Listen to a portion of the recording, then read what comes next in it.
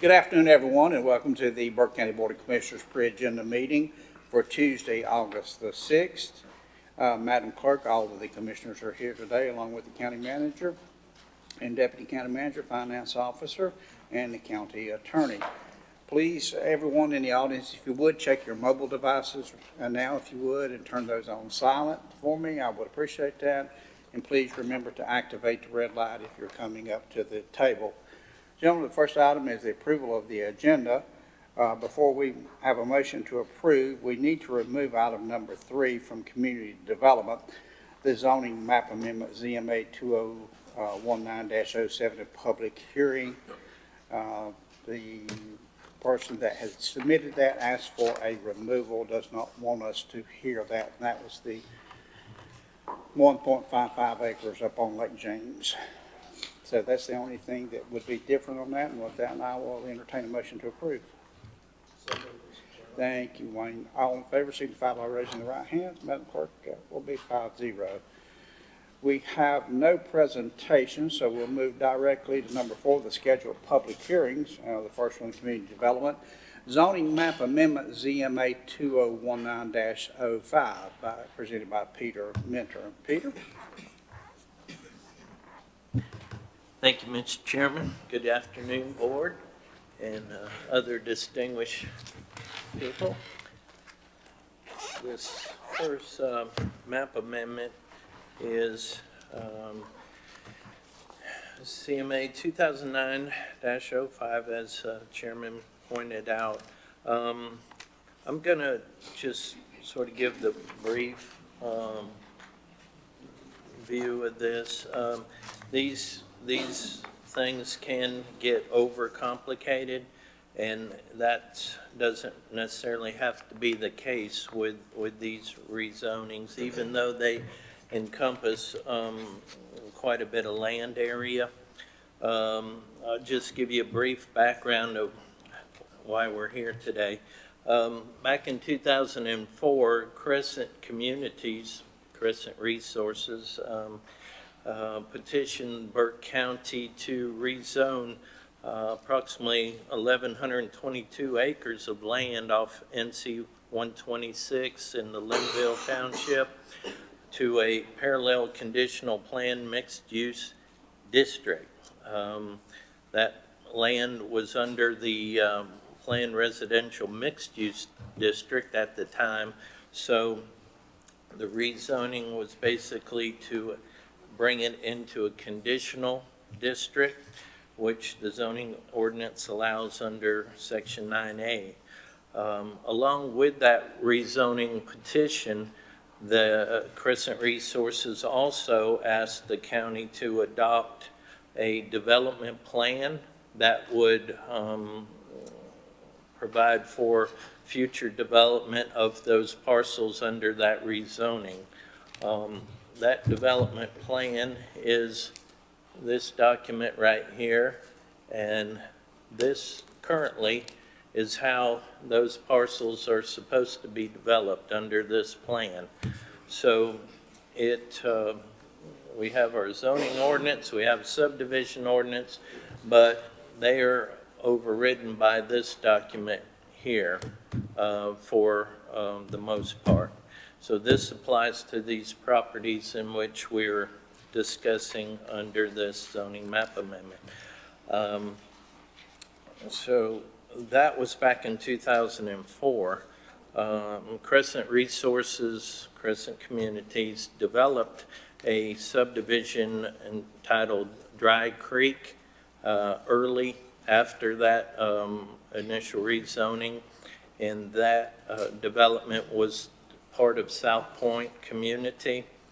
And around that, just after that time, if you recall, the whole country more or less had a recession, and it specifically affected housing and building in the country, and that carried over, of course, into Burke County. So during a period of I guess about 6 years or so, the housing market was pretty stagnant. Construction starts fell, And so there wasn't a whole lot of development going on during that time, beginning probably around 2008 to 2012. Well, according to the Burke County zoning ordinance, when somebody rezones property to one of these conditional districts, they have 2 years to initiate development of these projects. And during the recession, Crescent Communities came to the county several times asking for extensions of time for that 2-year window of development, and those extensions were granted. And so the last extension ended in March 31st, 2014. And as you know, Crescent Communities have since sold off all their land and have basically left Burke County.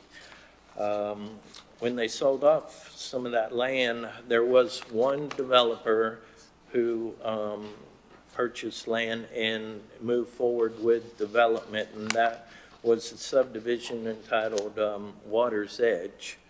And they developed the tract that was referred to prior as the East Lake 6 tract or Texas tract. It sort of, the shape of it resembled Texas.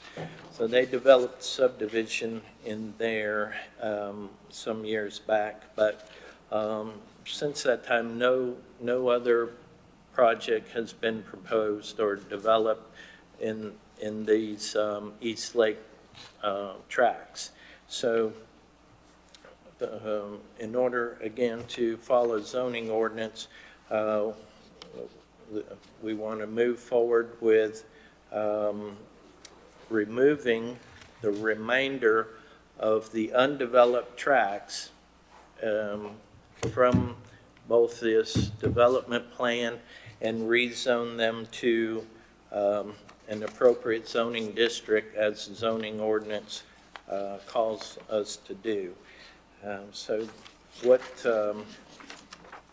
we were proposing for this area is the low-density conservation district. These parcels are waterfront, and so the conservation district does provide for some conservation efforts to protect water quality and also the scenic beauty of that area of Lake James. And one way it does that is to require 3.5 acres per lot whenever somebody is to subdivide land. And so without public water and public sewer in that area, we felt to conserve water quality and scenic beauty, any development at the lake should be fit into that conservation district.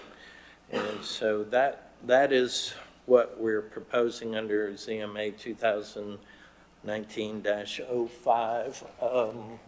The map shows the land there as it would be zoned as the low-density conservation. You see all around there is it would be consistent with the CDL. Now, when we get into the next rezoning, the parcels that you see mostly remaining in the blue would follow along with this for the most part. So the previous slide shows it as it is right now, the PRMU CD, and then it would show it as the conservation district. Now, those little outlying parcels were not part of the conditional rezoning. That's why they weren't included in this rezoning, but they are included in the next rezoning. So that's basically what we're trying to do, is to follow the zoning ordinance, and it says that if the property's not developed within 2 years, that the county should come back and rezone it to an appropriate zoning district. And in doing so, that would mean removing these restrictions or the development plan that was initiated for those parcels. All right, gentlemen, you've heard the presentations. Questions or comments for Peter?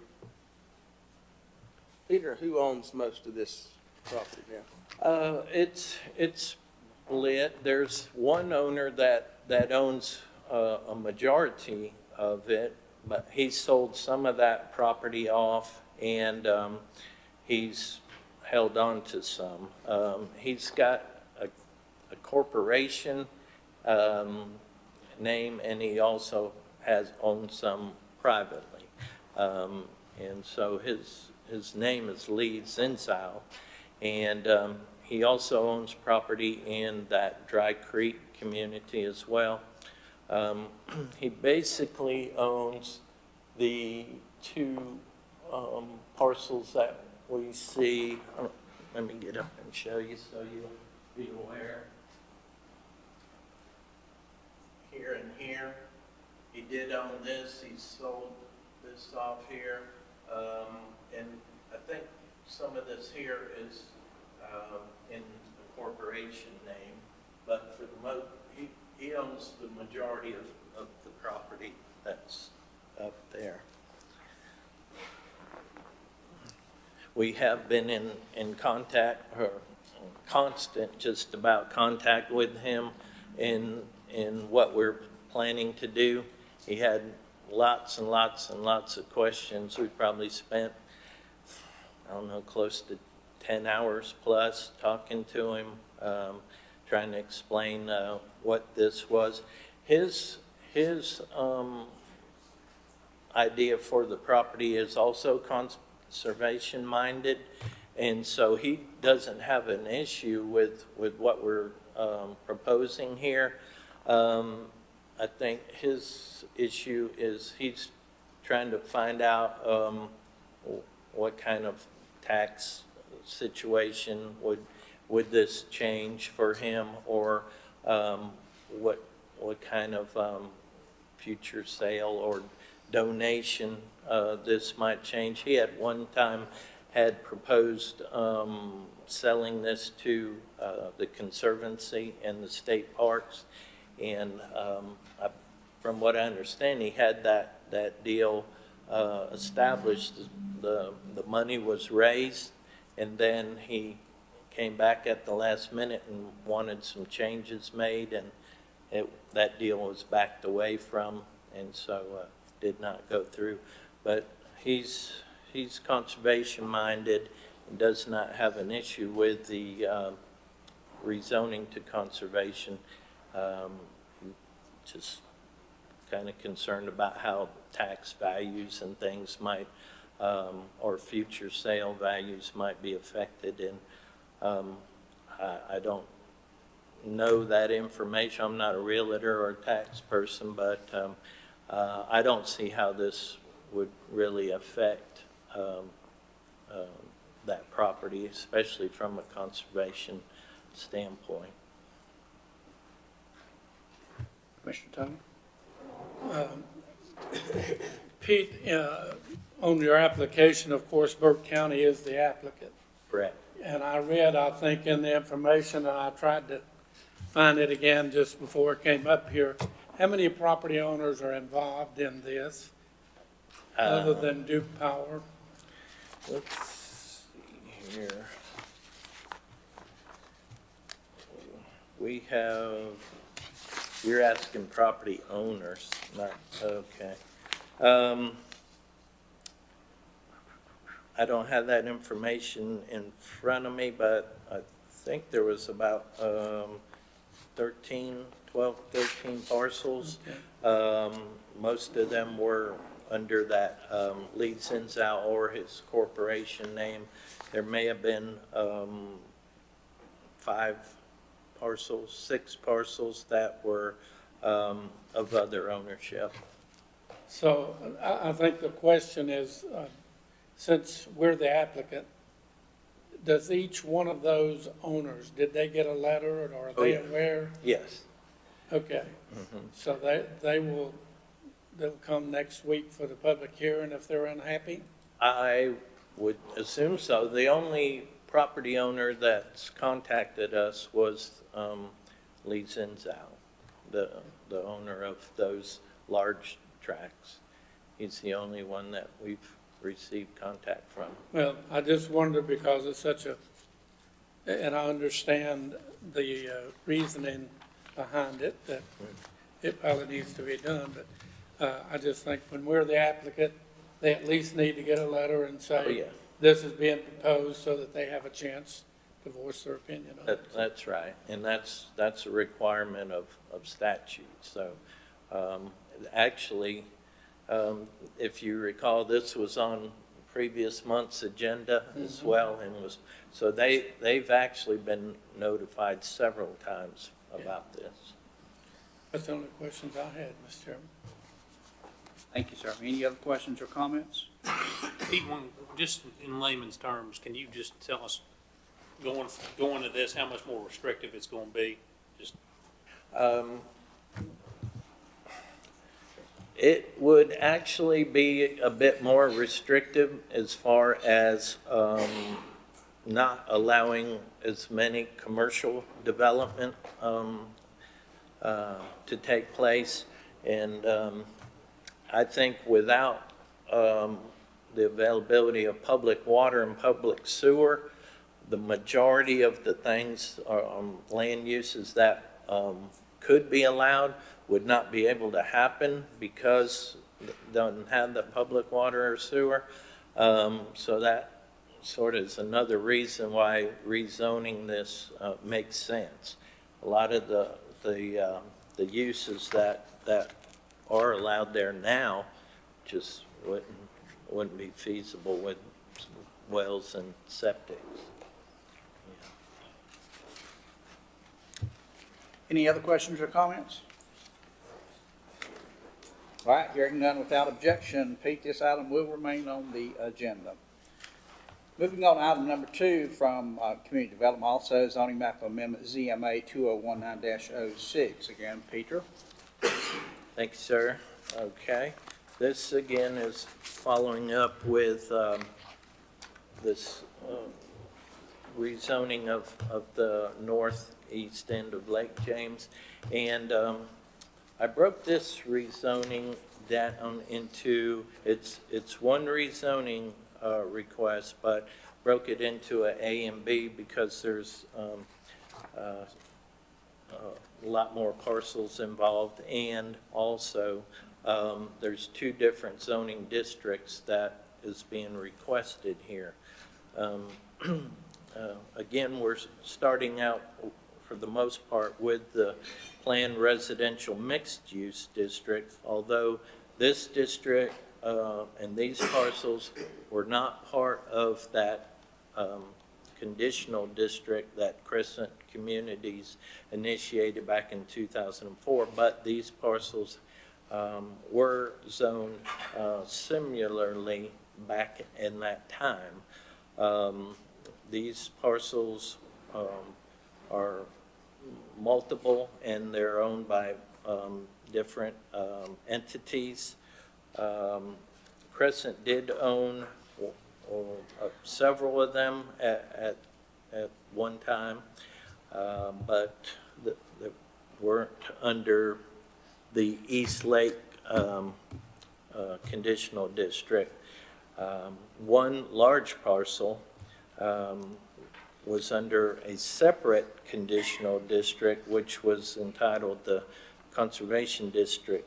And so I'll get into that just in a minute. But here we're talking about similarly, these parcels are across the street from the conditional district. They were zoned PRMU, and also the situation is the same.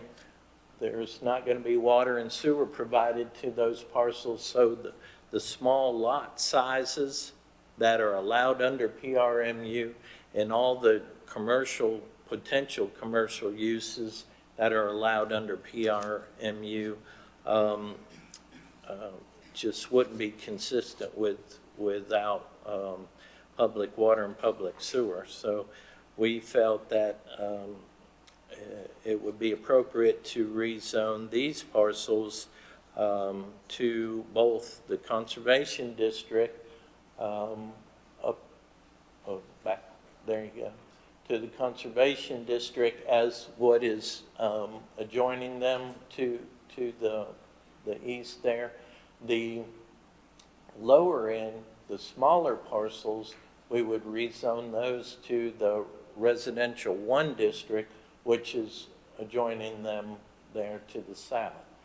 And so we're just looking to try to make these consistent with what's out there already, providing the fact that there's not public water, public sewer to service those properties. So that's what this 2019-06A would be about. And then as we move into 2019-06B, we're moving into what was part of Crescent's property. It's now been sold to state of North Carolina. Originally, that rezoning back in 2004 consisted of over 5,000 acres, and this is one of the remnant parcels of that rezoning back in 2004. There was one major subdivision that came out of that rezoning, and they also had a development plan as well for those properties that were rezoned to that conditional district. And that subdivision is what's known as the 1780 subdivision. Consists of several hundred acres, probably closer to 1,000 acres, and that has been developed. Those lots have been platted, and so we do not believe that it would be appropriate to rezone an existing subdivision with folks that have bought into that subdivision under development rules and plans that they bought into. So we're not proposing to rezone those parcels, but we are proposing to rezone the undeveloped parcels. Now, some of these parcels are also privately owned as well on that east side of NC 126, and staff has again reached out to these property owners, sent letters to them, and the word sort of got out, and we received probably 50 calls from folks, both property owners and other folks, and by Property owners in 1780. not 1780, the property owners that, and I don't know if we got that slide available, but on the, let's see, yeah, right, on the, right here, these property owners, we've got some calls from those folks, and we've got calls from the sort of the environmental community, probably about 50 calls, and they are all in support of the rezoning to the conservation district. The people that actually own some parcels, they wanted to know a little bit more about what that meant for them, and that was explained to them as well, and did not have anybody that was outright against what this rezoning was to do. So that's what we're proposing for this rezoning is to rezone, I'll just go about it, 4 parcels of land, approximately 11 acres from the R3. Those were those little outlying parcels that, right there, what Madam Clerk's pointing out. Those outlying parcels are R3, and we propose to rezone those to the CDL district, Conservation Low Density. Further proposing rezoning 37 parcels of land consisting approximately 125 acres from the planned residential mixed use to the R1 district. Those were those smaller parcels down to the bottom of your screen here. Okay. And then staff proposing rezoning 9 parcels of land consisting of approximately 1,455 acres from Conservation Estate Lot Conditional District to the Conservation District Low Density.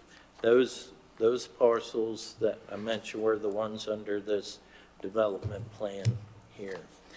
And then finally, staff's proposing to rezone 9 parcels of land consisting of approximately 508 acres from planned residential mixed use to the low density conservation district. And that concludes my report. And again, this is to mainly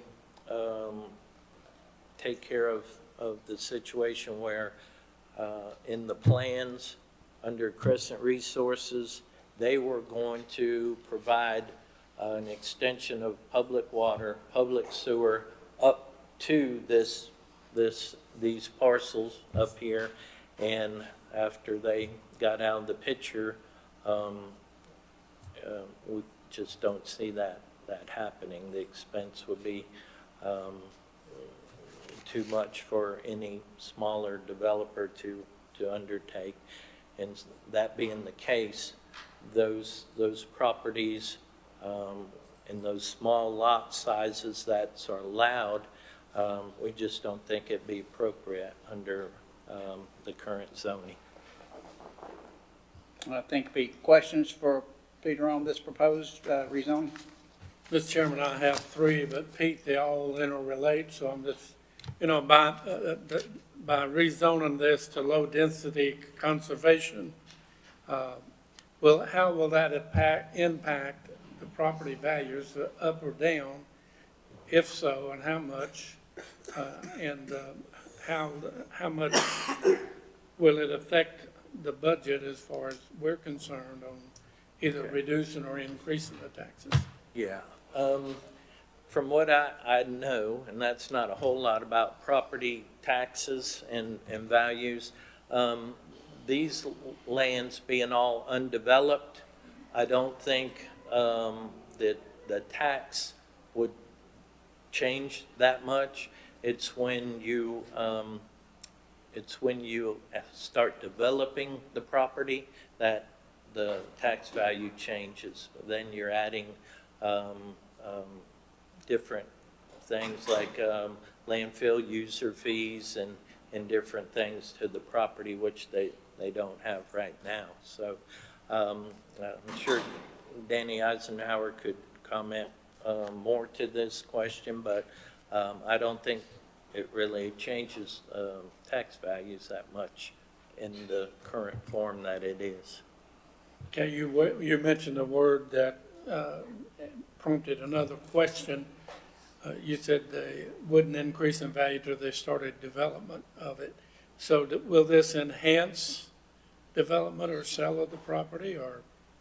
Well, what you might be asking, and I could speak to this, by rezoning to the low-density conservation district, there wouldn't be as many potential lots to be developed. So in that respect, that could affect future currently PRMU district, they're allowed to have half-acre lots. Rezone into the low-density conservation district, they would increase to 3.5 acres. So there would be far less lots that could be created and developed. But we feel without public water and public sewer out there, that in this area that we're talking about here, that it really wouldn't be appropriate to go to half-acre lots in this area. But we would assume, and that's a bad word probably, but we would assume if a half-acre lot brought 25,000, or 3.5 would bring 75 to 100,000. Right, that's right. And of course, you would lose on a house. I don't think they'd build big enough house to make up for 3 or 4 other houses, but, Right. okay, thank you. Peter, what would be the challenge if somebody came back and said, well, we can do this, we can put public water and sewer and develop this more intensely? What would be the challenge for that to happen? Well, if that were to happen, they would have several choices. They could either develop the land under that current conditional conservation district, in which case the overall density of that development would be 3.5 acres. What we've seen in the past is people could still create smaller lots to maximize the waterfront area, smaller lots there, but the overall density of 3.5 acres would be made up in open space. So they could develop quite a few lots along the waterfront. The interior, which doesn't sell quite as well, could be just devoted to open space to meet that 3.5 acre average density. Now, the other scenario would be if they were really going for an all-out maximization of number of lots, they could, of course, petition to rezone the property back to a district that would allow smaller lot sizes. In that, if water was provided out, that could be appropriate at that time.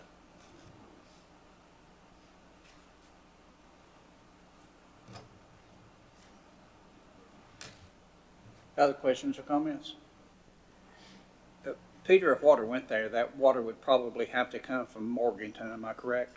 That's correct. And we did contact Morganton about that, and they said they probably had capacity to extend the water out, but the sewer was going to be the problem, and they didn't think they could extend that out.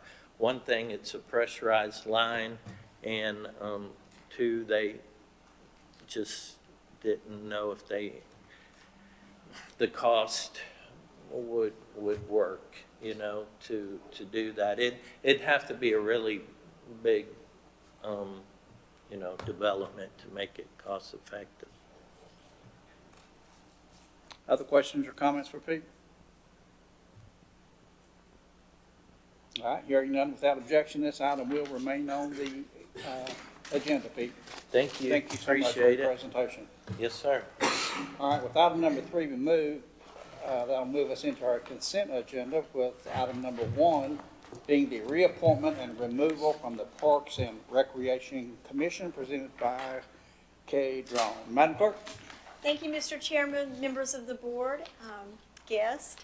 This is a request to remove Tim Roney and Joseph Lane and Rebecca Ramsey from the Parks and Recreation Commission for attendance, and to reappoint Mo Beam to seat number 10 representing Oak Hill for the remainder of a 3-year term ending March 31st, 2022. Questions for Kay on these appointments? Mr. Chairman, I didn't have one, but I would like to ask one. Simply, how many vacancies do we have on that board? I could have looked it up if I'd have thought of that question earlier. We didn't have any until we removed these. Okay. All right. Any other questions or comments? All right, hearing none without objection, this item will remain on the consent item agenda. Moving to item number 2 is appointments to the Burke Senior Center Advisory Board. Madam Clerk? Thank you, Mr. Chairman. The terms of appointment for Susan Janey and Gwen Huffman on the Senior Center Advisory Board ended March 31st. Both applicants are willing to serve another term. In addition, an application from Dave Lammers was received for vacant seat number 2. So we're just requesting to reappoint Ms. Janey and Ms. Huffman and to appoint Mr. Lammers, all for terms ending March 31st, 2022 instead of 30/22. Questions for Kay on the Burke Senior Center Advisory Board? All right, hearing none without objection, this item will remain on the consent item agenda. Moving to item number 3 is a resolution amending our 219 meeting schedule. Madam Clerk? Thank you, Mr. Chairman, members of the board. This is a request to amend our 2019 meeting schedule. We were supposed to go to the Jonas Ridge community in September. We contacted the Jonas Ridge Fire Department, but they were not able to accommodate our meeting request, and this resolution simply moves the meeting back to this room. Any questions for Kay? Mr. Chairman, a comment. They hosted us 2 or 3 times before, and they hosted so well. Kind of breaks your heart, but anyhow, I understand. Thank you. All right, without any objection, this item will remain on the consent item agenda. Moving on to item number 4 from the Department of Social Services regarding our annual memorandum of understanding between the North Carolina Division of Health and Human Services and Burke County. That will be presented by Kathy Craig, our interim director. Kathy? Thank you, Mr. Chairman. Session Law 2017-41 requires an annual memorandum of understanding between the Department of Health and Human Services and each county. So this request is to approve to ratify the annual memorandum of understanding. All right, questions or comments to Kathy? Mr. Chairman, I just had one. I brought this up once before, but in part of that memo of understanding, and JR, I meant to call you, but I got busy with other meetings. Several places it makes the county the lead entity, if you will. It says the county will achieve or meet goals instead of the DSS. And then on the next couple of pages, it says DSS on the behalf of the county represents. And my question, JR, just very simply, shouldn't it all be kind of consistent, meaning that the DSS on the behalf of the county will do and achieve these goals as it's laid out in that memo of understanding? Well, that was one of our problems. That was one of our problems last year in the original memorandum, is that this places the county in direct liability for DSS actions. And it also allows the state to come in and take over the DSS at the county's expense. So we would feel comfortable not being named on this contract, that's memorandum of understanding at all, because DSS has their separate board and their separate operating system. But DHHS has consistently turned us down on those suggestions and saying that the county has to have liability in there. So the county is in there for the financial aspects. And they won't let us take a back seat on that. Well, I just, I see where you're coming from, and I know if it's a law, it's a law, and you gotta be in compliance with the way they want that contract written. But it just seems absurd in one sense of the word that, they hold us responsible for a group of employees that we have absolutely no control over. Right. And that was my point, that it makes a whole lot more sense that that wording be changed to where DSS, and I think they do, know that they're ultimately responsible for producing whatever results that, that lead agency wants them to do. And I do realize they want a third party and partially in charge, so they'll have somebody to blame, so. Right. But with that understanding, I just, it really is kind of speaking out of both sides of your mouth, if you get my drift, and I thank you for the response. Well, last year, we actually filed a memorandum stating our objections to the contract. They wouldn't allow any amendments to the contract, so we filed a separate document with them, just documenting the problems that we have with this agreement that they say every county has to sign. So we're on the record on that anyway.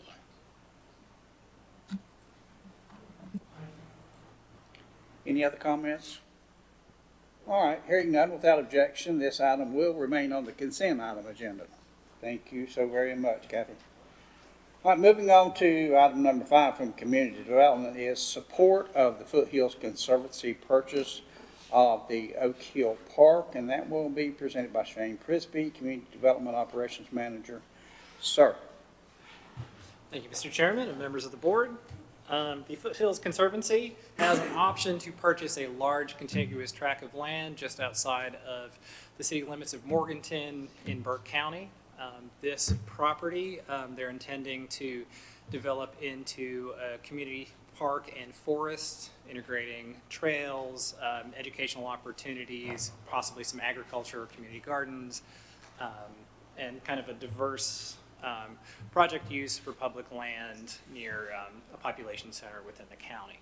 They have asked us for a letter of support, and it is not a financial obligation now or in the future. It's saying that we're supportive of this project as they go forward with it and try to get the funding to acquire this land within the timeline that they have, and that we'll work with them in different capacities to help them achieve that goal, and this resolution would be something they would use to pursue funding options. If you have any questions, I'd be happy to answer them. Questions or comments for Shane about the Mr. conservancy? Chairman, I do have a comment or two. I had a question here.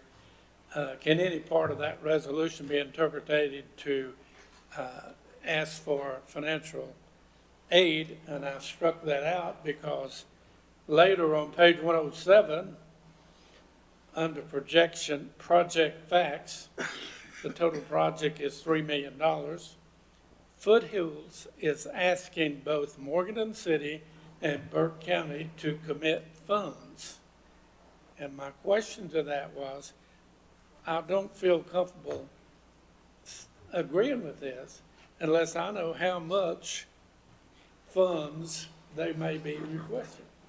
But it plainly states that on page 107, that they are, and your comment was that there'd be no impact for budget, but that makes it pretty clear that they're going to be asking for some budget. Yes, I believe that's their intent in the future, but this is not part of that resolution. The resolution is a separate thing, and that's what this item is for, is that we're generally supportive of the project as a whole, and not, necessarily committing. We are not committing any finances at this time. They have not made a formal request for that. They're just asking for a letter of support so that they can use that to apply for other sorts of grant funding to supply the project, and then that could change the number that they ask us in the future, or if they have to ask us at all. It depends on the fundraising abilities outside of that. So but with those statements, we should, as a board, anticipate they're gonna ask us for money somewhere to complete this project.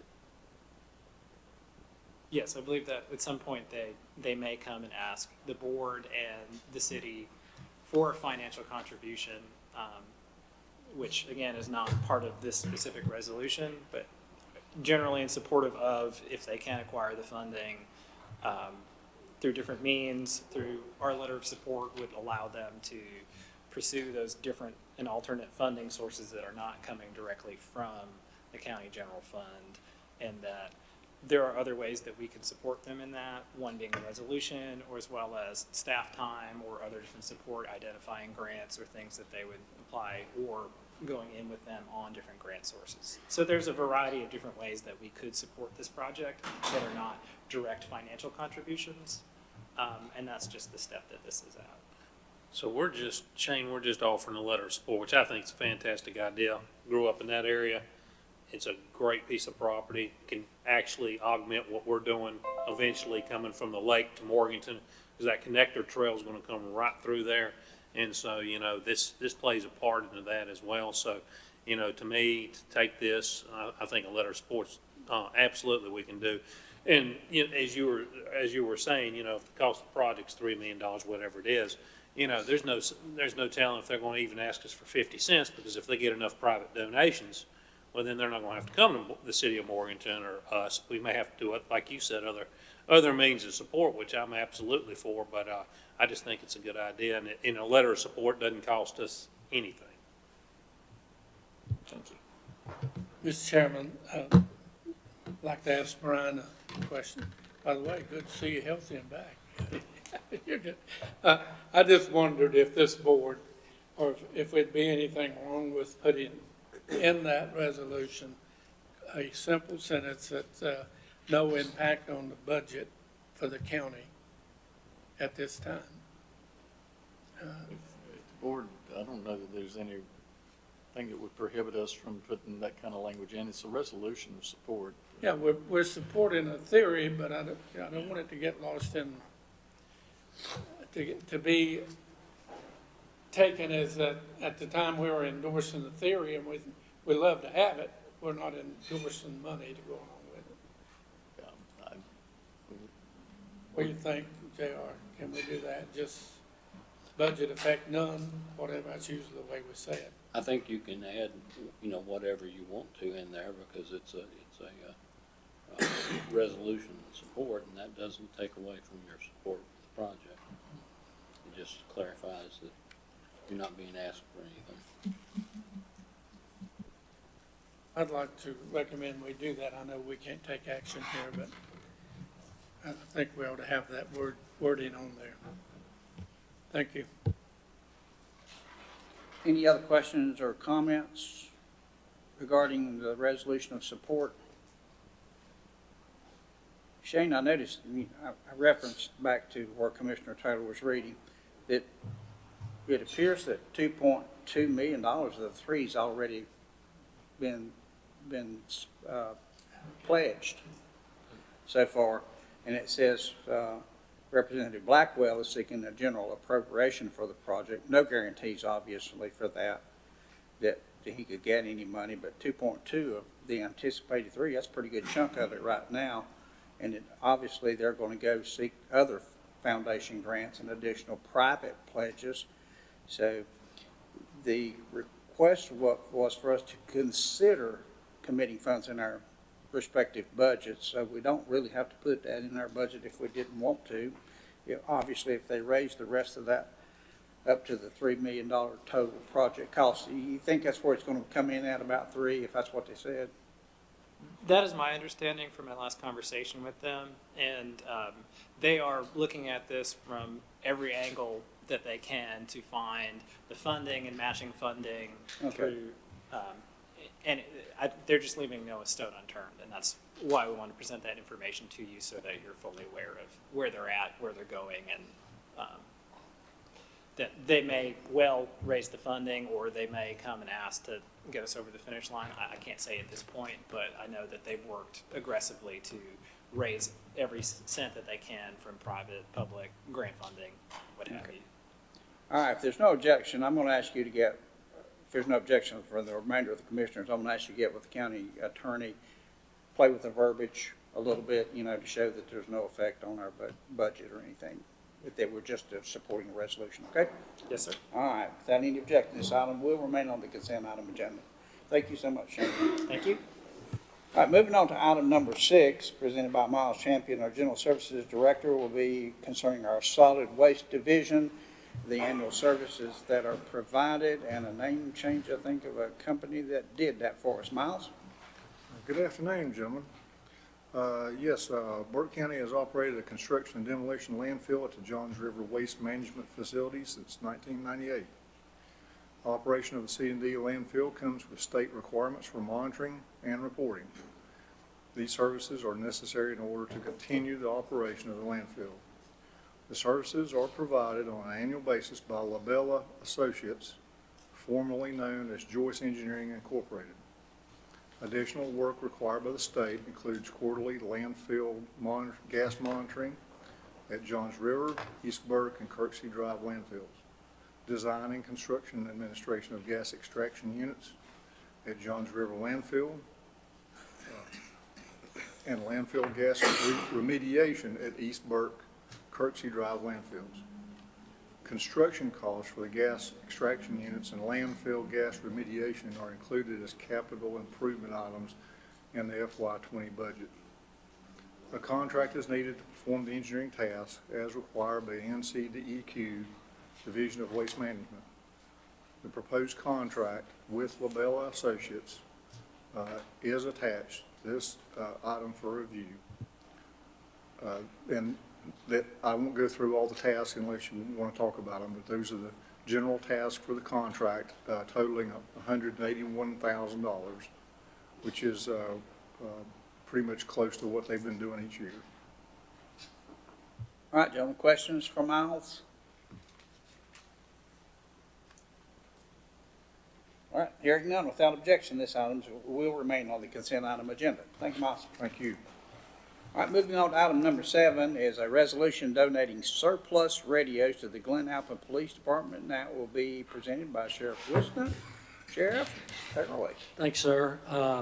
Yes, Glen Alpine had asked if we had any of our older radios that we were surplusing. We've got radios that Motorola is no longer providing support for, and we had no problem with surplusing 3 of those radios to Glen Alpine. All right, questions for the sheriff? All right, hearing none, without objection, this item will remain on the consent item agenda. Thanks, Sheriff. All right, moving on to item number 8 is our tax collection report for July 2019, presented by Danny Eisenhower, Tax Administrator. Danny? Good afternoon, Mr. Chairman and Commissioners. I've changed the tax collection report just a little bit beginning this year. Margaret and I talked about it, and so what we're going to look at, if you look at the first column, this is the tax levy. The tax levy is the amount of total taxes that are out there, not based on budget, what we perceive to collect or anything. It's the total amount if you take the value times the rate. So our current tax levy is $42,982,429. We've collected on that against that budget $19,191,965.07, which gives us a levy collection rate of 44.65. Now this levy will increase monthly. Typically, as we add discoveries, you'll see a major increase whenever we report September, whenever the public utility values are added to it. But this is different than what you've always seen in the past, is where it was based on budget. Then the lower portion of this is what you've seen in the past, based on budget. you'll see that we, at the bottom grouping, you'll see the property tax. We've collected 44.15% of budget.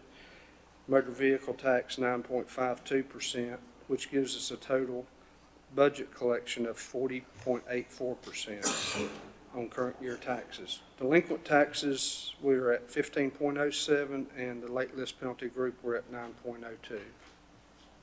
I'll be glad to answer any questions. All right, questions for Danny on the tax collection report? All right, hearing none without objection, this item will remain on the consent item agenda. Moving on to the release refund report. Danny? Release refund report shows releases in the amount of $104,351.36. Of those, we had $84,879.59 rebilled, which give us a net release amount of $17,471.77. We had refunds in the amount of $1,819.83. The VTS, we had refunds in the amount of $126.62. All right, questions on the refund report? All right, hearing none without objection, this item will remain on the consent item agenda. Moving on, item number 10 is the order to collect the 2019 taxes. Danny? Okay, General Statute 105-321 requires the governing body to order the tax collector to collect taxes charged in the tax records. This includes current taxes and any delinquent taxes associated with charges for the previous 10 years. The amounts charged back from the prior years are $2,262,932.01 for county taxes and other charges. Other jurisdictions that we collect for is another $261,942.74 for a total of $2,524,874.75, and that's the delinquent amount charged back. And along with that, you know, I'm also being charged for the current year taxes. All right, questions on this order from the board to Danny? All right, hearing none without objection, it should remain on the consent item agenda. Moving on, item number 11 is the collections annual settlement report for 2018-2019. Danny? Yes, sir. North Carolina General Statute 105-373 requires the tax collector to report to the governing body after July 1 and before September 1st each year before being charged with the current fiscal year taxes, all paid and unpaid taxes for the preceding fiscal year, and any other sums collected. The following report represents the sums that the tax collector shall be credited with and delinquents the tax collector shall be charged to collect in the current fiscal year. And I'll draw your attention to Section 1. This is the total tax collections county only. And you will see that this includes what we call prepayments, ones for 2019 that came in prior to July 1st, the 2018 taxes that we collected and the delinquent for a total of $41,324,764. Then if you go on down, you'll see the next is the total of taxes and related collections, county only again. So if you take these taxes plus all the other fields that are listed here, you get that we've collected a total of $44,282,417.33. Section 2 is the tag and tax, county only, that is our VTS. So between interest and tax, we have collected $4,831,244.98. Section 3 is the property taxes and charges for all other jurisdictions. So that's all the other jurisdictions that we're collecting for. So we have the total collections there of $4,367,972.46. Section 4 is the vehicle tax for all other jurisdictions. You'll see there we've got interest, we've got the tax. There's also vehicle fees for Hickory and Morganton that are included in that number. So we have $1,815,025.35. Chargeback of delinquent taxes and related charges. Here I've combined the two, so we've got county only listed. We've got all other jurisdictions listed for a total of $2,524,874.75. We have those taxes that are not charged back to the collector, which are the ones for 2007. So we have uncollected amounts of $115,041.36. Section 7 are our additional revenues, beer and wine, occupancy tax, that type of thing. So we've got an amount of $640,108.33. I want to stop you there a minute. Yes. I'm a little slow and dumb, okay? When I look at beer off premises, we only collected $465 worth of taxes? Line 1, beer Line off 1. premises. Beer on and off, beer on. Yeah, these are license Yes, fees. okay, license. These are license fee, and if I'm not Okay. mistaken, they're, and I Because do we got not- more beer drinkers in Burke County now, I guarantee you. Yeah, I don't have the information in front of me, but I believe that license is only $5. Okay, So it takes a lot of $5 to be equal okay, so that would just be for licenses? Yes, that's all, Okay. that's all these are is license on the All right, beer and the wine. okay, it clears that up for me, thank you. Okay. Section 8 through 11. Wait a minute, I think Oh, Megan had a excuse me. question right there too on I beer. apologize. It wasn't a question, it was just a comment. Most of that beer and stuff is bought at a grocery store, and it's taxed through the grocery store. But isn't beer taxed higher than regular food? I do not know. That's You a don't think sales so? tax. Okay. Same sales tax. Same sales tax on all items regardless. My wife works part-time at Foodland, and she says sometimes half the groceries are beer items and wine items. So, okay, that's all I. Okay. All right, sections 8 through 11, and let me first apologize. I do have the wrong date. I will get it Let me corrected. back up. I'm not Okay. Oh, finished I'm on sorry. section 7, okay? Yes, sir. Again, you need to enlighten me. Occupancy taxes, 582, is that ours, or is that what came in and we got to split it with everybody? That's what came in that we split with everybody. That's Okay. the 6% occupancy tax. Do you know who gets what? I Generally. I couldn't answer that question. Maybe our finance director can. Say it again. Who gets what out of the 582? Occupancy tax. The administrative fee is kept by the county for the tax collection services. The rest goes to Burke County TDA. The Burke County TDA then splits it based on the formula in the statute. Okay, I just wanted that on the record. All we do is the administrative, the money goes back to TDA, TDA writes the checks, right? Yes, sir. And Margaret, those checks are, Morganton gets some, Valdez gets some, then Burke County. But, Yes, sir. Burke County TDA, not Burke County. yeah, Burke County TDA, Yes, sir. but Morganton and Yes. Valdez as well. Yes. Ready? Okay. Apologize. Okay, section 8 through 11, and like I said, started to say, I want to apologize. I do have a couple wrong dates that I'll get cleared or corrected with the clerk. The 2017, it should be 2018. In accordance with NCGS, a list of all persons owing 2019 personal property, or excuse me, 2018 personal property, and remain uncollected as of 7/6/2019. Those are 3 corrections that need to be made. Anyway, this is broke down into sections based on the type of property it is. We have the business personal property in the amount of $52,161.76.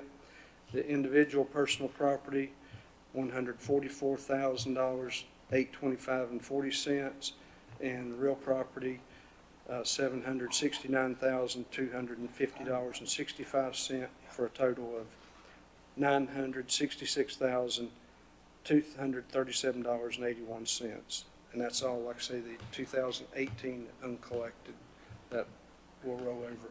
A list of those, I believe, is provided in your documentation. And then I certify that the collection staff has made diligent efforts in collecting the collection, using all the collection remedies available, which are notices, second notices, wage garnishment, bank attachment, debt set-off, foreclosure, and the delinquent collection service to collect all delinquent debts. These delinquent debts are for the years 2008 through 2017, including those 2018 taxes that became delinquent after January 5th of 2019. I respectfully request the Burke County Board of Commissioners to accept this report as annual settlement for the fiscal year ending June 30, 2019. Any other questions or comments for Danny? Hearing none, with objection, this item will remain on the consent item agenda. Thank you for that report, Danny. Thank you. Thank you for being with us with questions. All right, moving on to item number 6 is our items for decision. Appointment to the Animal Advisory Board presented by Kay Donald. Madam Clerk. Thank you, Mr. Chairman, members of the board. Seat number 7, which as of this minute, right now, is for an at-large, non-pet owner. And as you know, we've not been able to fill that seat since the inception of this board. Changing the ordinance is on your 4 o'clock. That's part of the materials at our 4 o'clock meeting. So assuming that goes through, this is a request. That seat will be changed to an at-large pet owner, and which is vacant. And we have now, since the agenda went out, we have 4 applicants on file for seat number 7. And that would be to complete an unexpired term ending July 31st, 2020. And you have copies of the newest applications that came in after agenda distribution at your seats. It appears you have several good applicants. Yes, we do. All right, questions for Kay on this matter? All right, hearing none, without objection, this item will remain on the items for decision. All right, is there anything else that needs to be reported to me at this time? Reports. Yep. Okay.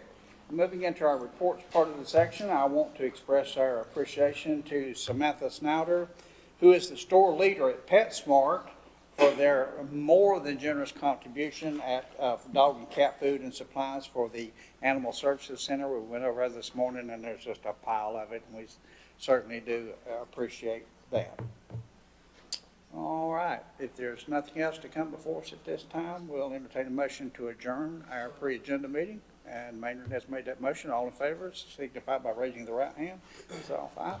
Does anybody need to take a 5-minute break before we move in? Madam Clerk does, so we will take a 5-minute break before we move into our next section.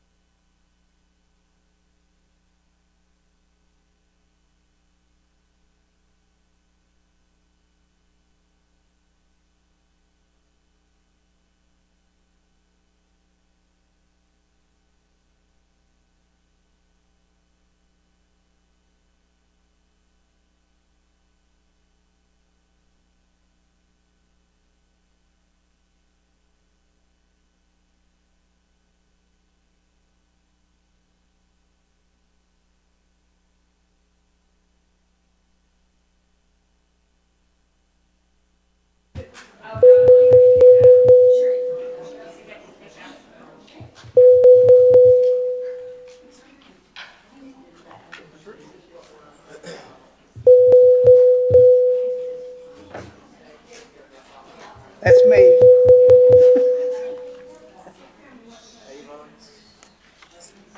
All right, again, good afternoon to everybody. I am now going to call our Burke County Board of Commissioners special meeting to order for Tuesday, August the 6th, 2019. Madam Clerk, for the record, all the commissioners are still here for the meeting. At this time, I'll entertain a motion to approve our agenda. You heard Mr. Britton's motion. All in favor, signify by raising your right hand. Madam Clerk, that'd be 5-0. All right, let's move into, from the County Manager's Office, our ordinance amending Chapter 6, Animals, Burke County Code of Ordinances and Public Hearing, presented by Brian Steen, County Manager. Brian? Thank you, Mr. Chairman, members of the board. We're in the process of making a significant transition from the way we operate the animal shelter to an animal services center. We have found that desirable to make some adjustments in the current ordinance to address some issues that have come up. I need Madam Secretary or Clerk to go over any specifics you might have questions about. I hope you've had a chance to review it, and the county attorney has been involved in making these changes as well.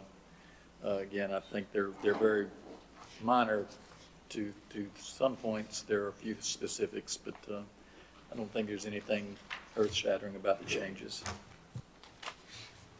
Okay, Kay, anything at this time you'd like to go over?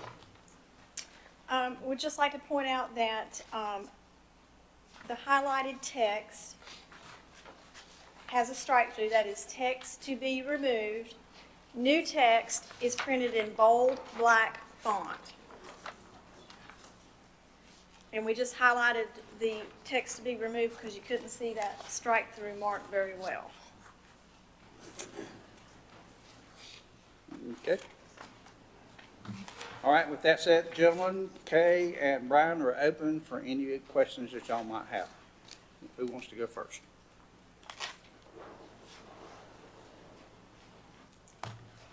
It's supposed to be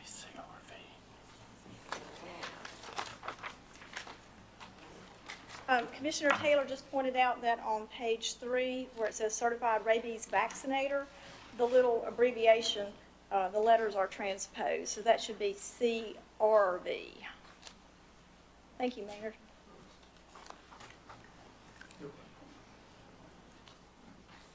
All right, good eyes.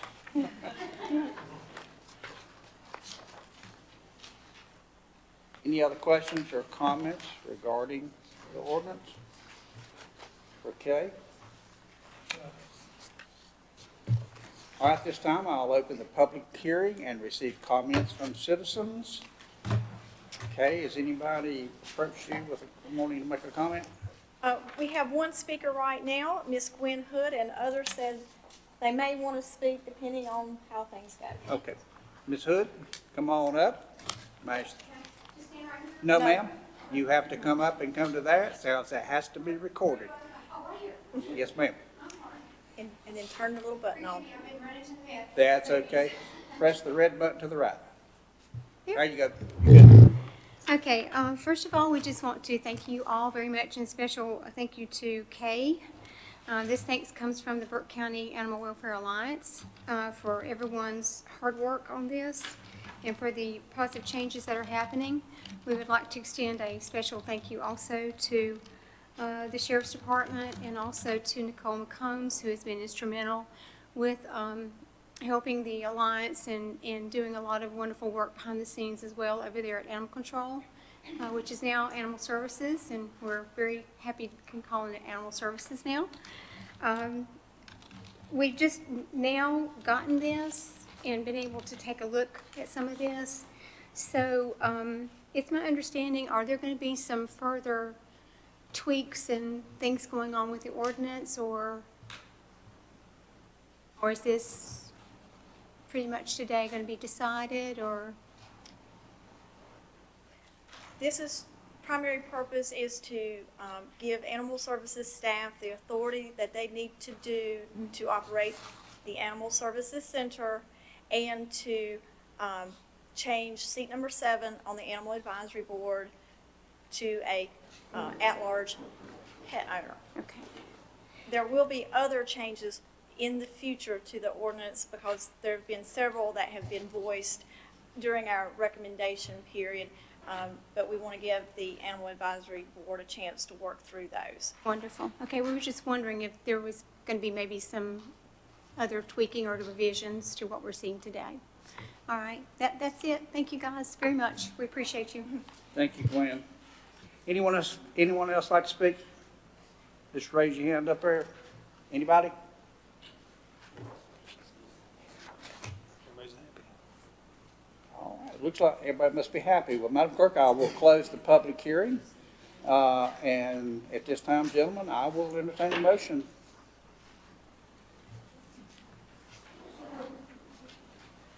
Mr. Chairman, I also move.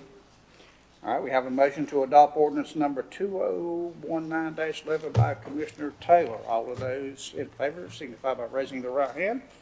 Madam Clerk, that will be 5-0. At this time, I'll entertain a motion to adjourn. So move. All right, we stand adjourned.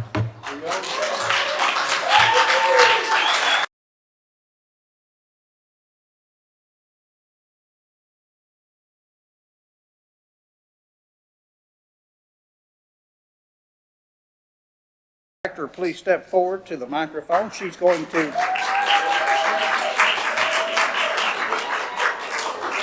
come on up here. You're going to sit down at the end of that table and introduce yourself.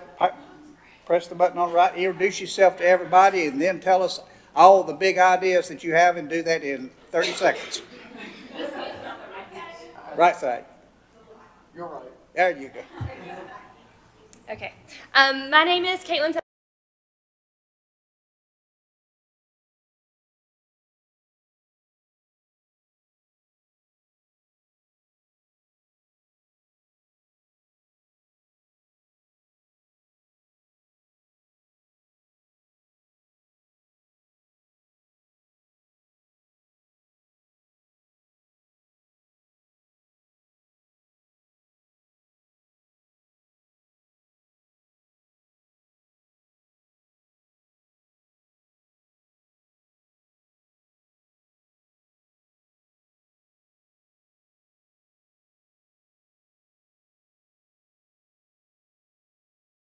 For about 15 seconds because somebody at this table had a birthday very recently, and we have a very special gift for him back in the back, very large. I also wanted to remind folks that the meet and greet for Caitlin and her staff is August 19th in this room. I think it's 5 to 7. And then the public input session with Mike Barnard with Shelter Planners of America will be at the Foothills Higher Education Center on Thursday, August 22nd from 5 to 7 p.m. or 6 to 8, whatever I've got on the website. And maybe that they won't be there because of. And ladies and gentlemen, most of the commissioners probably will not be able to be at that meeting. That is the same week of our annual conference with the North Carolina Association of County Commissioners, so we will be at that meeting. We won't be there, but I know you can handle it for us, and we appreciate that. Yay. Okay, now we're done.